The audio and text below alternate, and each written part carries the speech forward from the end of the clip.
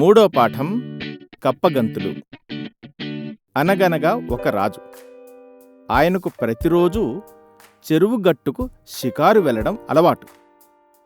రాజు ప్రతిరోజు చెరువు దగ్గరకు రావడం గమనించింది ఒక కప్ప.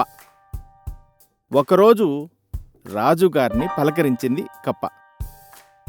మహారాజా, ప్రతిరోజు మీరు ఒంటరిగా ఇక్కడికి ఎందుకు వస్తారు అని అడిగింది.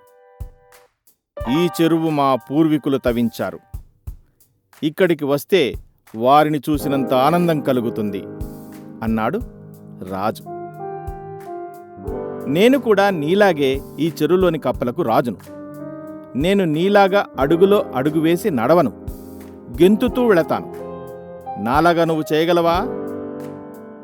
నీలాగా గెంతడం నాకు చేతగాదు అన్నాడు రాజు. నాలాగా బెకబెకమనగలవా అంది కప్ప. అది నాకు చేతగాదు అన్నాడు రాజు. నేను నీళ్లలోనూ భూమి మీద కూడా జీవించగలను తెలుసా అంది కప్ప. తెలుసు, నువ్వు కప్పవి. కప్పకి తగిన లక్షణాలు నీకున్నాయి. నేను రాజును కదా, కాబట్టి నేను రాజులాగే ఉండాలి.